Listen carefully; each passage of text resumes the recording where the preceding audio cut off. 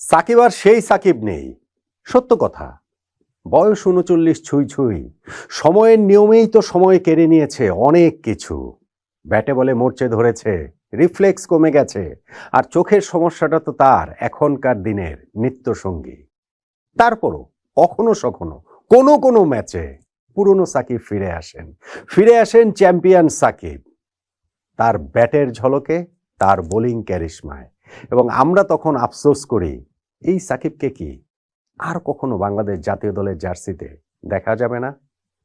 যাই হোক, সেটা ভিন্ন আলোচনা।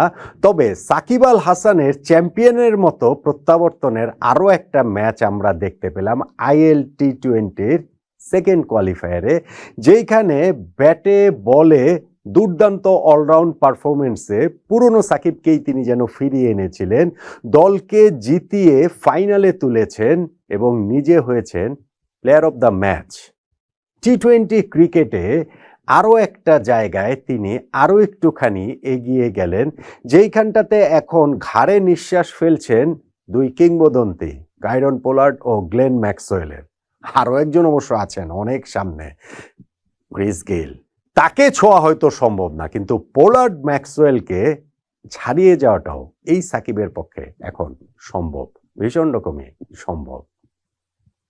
IL T20-তে এই প্রথমবারের মতো তিনি খেলছেন। খুব যে নিয়মিত মুম্বাই ইন্ডিয়ান্স এমিরেটসের হয়ে খেলার সুযোগ পাচ্ছেন তা নয়, কিন্তু সবচেয়ে গুরুত্বপূর্ণ মোমেন্টটাতে সাকিব চ্যাম্পিয়নের মতোই জ্বলে উঠলেন এবং তার এই অলরাউন্ড পারফরমেন্সে সেকেন্ড কোয়ালিফায়ার ম্যাচটাতে মুম্বাই ইন্ডিয়ান্স এমিরেটস তারা আবুধাবি নাইট রাইডার্সকে হারিয়ে দিল 7 উইকেটে, উঠে গেল ফাইনালে, যেইখানটাতে ডেজার্ট ভাইপার্সের বিপক্ষে খেলবে সাকিব আল হাসানের এই মুম্বাই ইন্ডিয়ান্স এমিরেটস, যাদের কাছে সাকিবের দল প্রথম কোয়ালিফায়ারে হেরে গিয়েছিল। ফাইনালে সেটার প্রতিশোধ নিতে পারবেন এবং সাকিব কি সেইখানেও জ্বলে উঠতে পারবেন আবার আরো একবার? আজকের এই ম্যাচটাতে আগে ব্যাটিং করা আবুধাবি নাইট রাইডার্স শারজার এই ট্রিকি উইকেটে মাত্র 120 রানের বেশি তুলতে পারেনি। সাকিব সেখানে উইকেট পাননি, কিন্তু খুবই গুরুত্বপূর্ণ রোল প্লে করেছেন। 4 ওভার বোলিং করে মাত্র 20 রান দিয়েছেন এবং বোলিং করেছেনও তিনি কোন সময়টাতে, একেবারে নতুন বলে প্রথম ওভারটাই তার হাতে তুলে দেওয়া হয়। প্রথম 2 ওভার বোলিং করে তিনি, স্পেলের 2 ওভার আর কি, ফার্স্ট ওভার এবং থার্ড ওভার, সেইখানটাতে মাত্র 11 রান দিয়েছেন। এরপরে আবার 9th ওভারে ফিরেছিলেন, সেইখানটাতে 5 রান দিলেন। 13th ওভারটাতে আর তার লাস্ট ওভার করতে এসে আর 4 রান দিলেন। 4 ওভার বোলিং করে 20 রান দিয়েছেন তিনি মাত্র, যেখানে এই 24টা বলের মধ্যে 9টাই ডট বল এবং এই 24 বলের মধ্যে প্রতিপক্ষ সাকিবকে বাউন্ডারি মারতে পেরেছে কেবল 1টি বলে, ছক্কা হয়ে গিয়েছিল সেটা। সো সাকিবের এই বোলিংটা ছিল দুর্দান্ত। ম্যান অফ দ্য ম্যাচ হওয়ার জন্য অবশ্য সেটা যথেষ্ট ছিল না, সেই জায়গাটাতে সাকিবের ব্যাটিংটাও খুব গুরুত্বপূর্ণ রোল প্লে করেছে।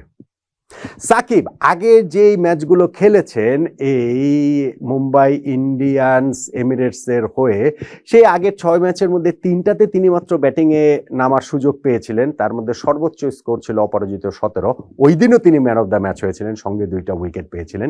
এই দিন 36 রানে যখন 2 উইকেট পড়ে যায় দলের 8th ওভারে, তখন কিন্তু 120 রানের টার্গেটটাকেও একটুখানি কঠিন মনে হচ্ছিল, আর উইকেটটাও তো মোটেই সহজ ছিল না।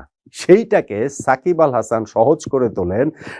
টম ব্যান্টনের সঙ্গে তার ওই জুটিটা 80+ রানের, যেইখানে সাকিব নেমেই প্রথম বলেই সুনীল নারিয়ানকে 4 মারলেন, পীযূষ চাওলাকে পরপর 2টো 4 মারলেন, যেখানে একটা ছিল রিভার্স সুইপে, আর গ্যাম লিভিংস্টোনকে 1 ওভারে যখন 17 রান তুলে ফেললেন, 2টা 4 মারলেন, একটা মিড উইকেটের উপর দিয়ে ছক্কা মারলেন। ওই ওভারটাতেই আসলে ম্যাচের রেজাল্ট নিয়ে অনিশ্চয়তাটা মোটামুটি দূর হয়ে যায়, কেননা ওই ওভারে সাকিবের এই ব্যাটে ঝড় ওঠার পরে মুম্বাই ইন্ডিয়ান্স এমিরেটসের প্রয়োজনীয়তা নেমে দাঁড়ায় 8 ওভারে মাত্র কত 35 রান। সো সেই টার্গেটটাতে পৌঁছে যেতে তাদের আর কোনো সমস্যা হয়নি।